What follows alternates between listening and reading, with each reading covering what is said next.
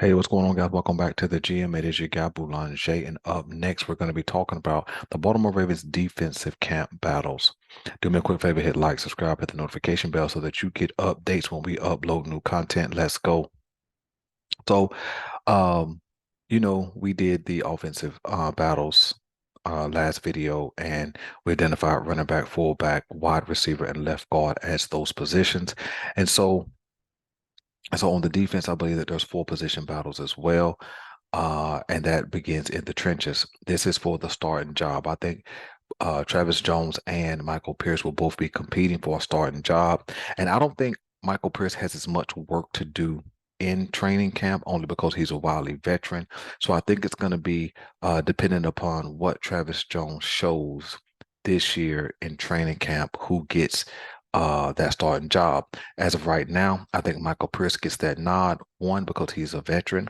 Two, excuse me, because he has a higher salary, and so you don't want that kind of cap space wasted coming off the bench. And also, I think it'll be positive for Travis Jones to sit behind a guy like Michael Pierce who can help him learn all the intricacies of being a nose tackle because I certainly think that Travis Jones takes over that position long term once Michael Pierce moves on. And I think that moving on happens at the end of the 2023 season. So I think Michael Pierce gets that nod at this point. When we go to the interior linebacker position, that's a position that's pretty stocked for the Baltimore Ravens. It's one of the strongest positions on their roster, and I think it's pretty set at the top with Smith and Queen. Although I have heard some buzz, just reading some low line articles. Um, that still speak to Patrick Queen possibly being traded this offseason.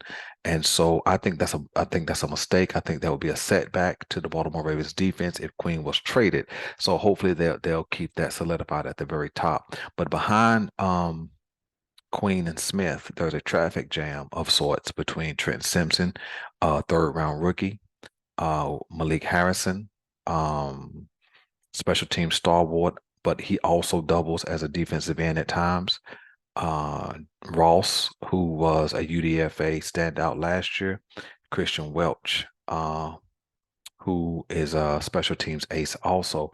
And so, and so I think that between those four guys, I think that Simpson and Harrison have an edge. One, they're younger. Two, I think that they have a diversity in roles where they can play multiple positions. And I think Trenton Simpson will play along beside Queen and Smith sometime this year. I think you'll see all three of those guys operating on the field at one time. I'm super excited to see that trio of linebackers on the field.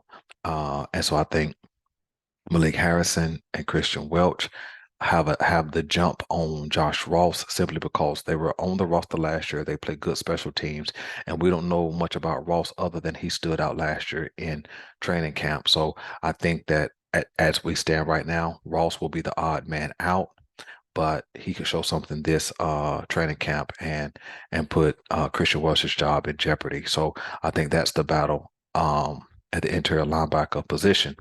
Outside linebacker position, I think that there are certainly some roster locks. Um, and then I think on the fringes, there are some UDFA guys who may compete for a roster spot. But I think if the Baltimore Ravens do indeed sign Justin Houston, I think there is no position battle. I think the position at that point is solidified with uh Tyus, Houston, Tavius Robinson, Odafe, and David Ajabo. But I think that if they don't sign Houston, then it could be a little bit of a battle for those UDFAs and anybody else that they bring in at this last moment. But those guys at the top, they're locked in. And then I think there's a lot of questions at the line, excuse me, at the cornerback position. So I won't necessarily speak to that because I think there's more questions than a battle. But I think at that nickel cornerback, I think that's where the battle is. And I think that battle is right now definitely up in the air with Pepe Williams, JAD, Jalen Armour Davis, and I think Ardarius Washington, who came on as a UDFA safety a couple of years back, but he's done enough to stay around the Baltimore Ravens year after year after year, and I'm excited to see that he's still here. So he's somebody I really respected.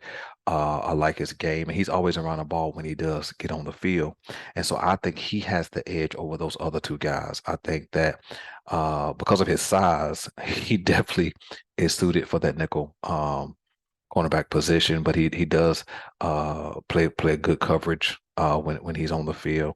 He does get his hands on the ball a lot, and so I think Ardarius Washington has the edge. With Pepe and JAD, I think one of these guys may not make this roster. Simply because I think behind Marlon Humphrey and Rock Ya-Sin, the Baltimore Ravens are probably going to want to go with a veteran or two veterans, may I say. And so I think that one of those guys don't make the roster, and I think it's going to depend upon who's the healthiest and who can have the best showing in 2023 training camp. So listen, that's my take, man. I think the safety room defensively is pretty set. I don't think there's any questions at all there. And so that's my take, man. Those are the position battles, man. Who do you guys think win those battles and defensive line, interior, linebacker, edge rush, and also the cornerback, specifically the nickel? Let me know, man. If there's somebody else I didn't name who might be in the mix, like a UDFA that you guys have heard some buzz about, by all means, let me know. Jump in the comment section, man, and let me know those names. I appreciate you guys. I'm your guy Boulanger. This is the GM, and we're out.